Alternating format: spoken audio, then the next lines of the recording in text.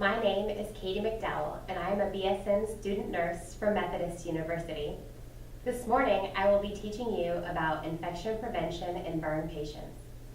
It is important as nurses that we emerge as leaders in the healthcare field.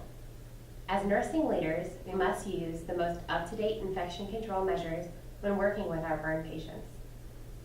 Burn wounds can provide optimal conditions for colonization, infection, and transmissions of pathogens. Ultimately, infections acquired by burn patients are a frequent cause of morbidity and mortality.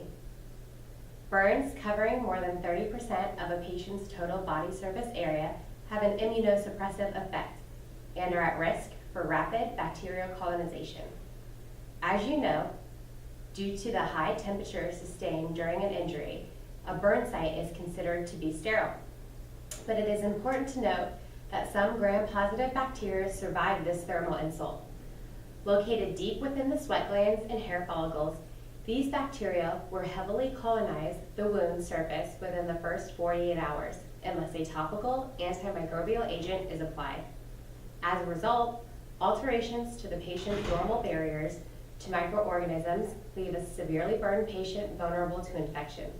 Infection accounts for 75% of deaths following a burn injury. As nurses promoting infection prevention, it is important to know which bacteria are most commonly the culprits causing infections in our burn unit.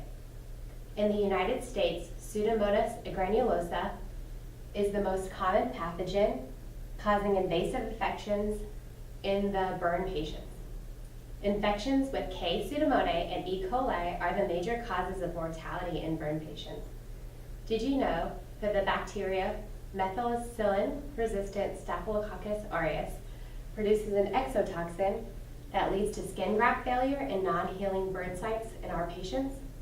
As nurses, it is our job to prevent these infections from wreaking havoc on the patients that we are caring for. As you know, many of these infections are acquired within our hospital, and they are preventable. Recently, Enterobacter B has been found to be the cause of preventable ventilator-associated pneumonia, sepsis, and urinary tract infections within our burn unit. So what can we do about it? As you already know, systemic antibiotics are controversial in the treatment of these patients' infections.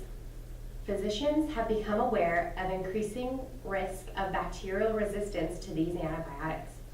Therefore, some of our physicians are only using antibiotics in the presence of a positive wound culture. Most physicians agree that once a microorganism has been identified, antibiotics should be adjusted accordingly.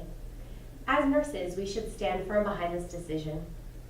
Burn site cleansing and debridement are important methods that we use as nurses in the treatment of burn site infections. Because any debris in the burn allows bacteria to adhere to it, it should consequently be removed. Scrubbing the burn site was once a common practice, but is now believed to redistribute bacteria and cause excessive damage to the underlying tissues. Another element of burn infection treatment is topical antimicrobials. I'm sure you've used silver Solvadine cream as an antimicrobial that has a water-soluble base, which reacts with the burn site, producing yellow exudate. To clean this site, we use hydrotherapy, which is the known risk for nosocomial infections. One option we should consider using is silver nitrate solution, which avoids creating excessive exudate, eliminating the need for hydrotherapy. Acticoat is another useful antimicrobial that can be left in place for 72 hours and has been found to be effective against a broad range of bacteria. It is important to remember that early identification and proper treatment can decrease the impact an infection has on our healing burn patients. Preventing transmission of infection to our burn patients is the key to successful patient outcomes. Bacteria can be transmitted through direct contact with anyone caring for the patient from inappropriately decontaminated equipment. Hand washing is the single most effective means of preventable hospital infections. As nurses, we should wear sterile gloves for all direct contact with our burn patients. We are also responsible for ensuring that reusable patient care equipment is not brought into a patient room without first being properly sanitized to prevent cross-contamination. Burn wound flora and antibiotic susceptibility patterns change during the course of a patient's hospitalization. Therefore, routine cultures should be obtained to provide early identification of organisms colonizing the wound. Standard precautions should be followed when caring for all burn patients. Patients with severe burns are more immunocompromised, requiring care in an isolation room. As you know, these patients are also represent a significant risk for contaminating their environment with organisms, which may then be spread into other patients in our burn unit. In addition to standard and transmission-based precautions, it is important to implement strategies to prevent specific nosocomial infections.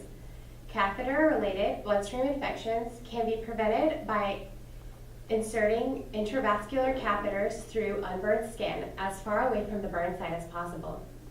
Burn patients with severe inhalation injuries requiring intubation are also at risk for developing ventilator-acquired pneumonia. As you know, most of the patients we care for have severe burn injuries, which require them to have prolonged urinary catheterization and puts them at risk for urinary tract infections. When planning patient care, it is important to remember that many burn patients sustain extensive scarring to the body. This scarring may lead to poor reintegration into society and future psychological problems. As nurses, we know that infections at the burn site contribute to wound breakdown and prolonged healing time, which causes the scarring to be more severe. To ensure the best possible patient outcome, we are responsible for creating nursing interventions that prevent infection and reduce scarring. It is imperative as nurses that we use the latest evidence-based medicine to reduce nosocomial infections within the burn unit. As nursing leaders, we must understand that early identification and proper treatment can decrease the impact that an infection has on a healing burn patient. What you do makes all the difference. By implementing effective infection control measures, we will ensure better patient outcome and a higher quality of patient care in our burn patients. Thank you for taking the time out of your busy schedule to come to my in-service this morning. I will now take the time to answer any of your questions.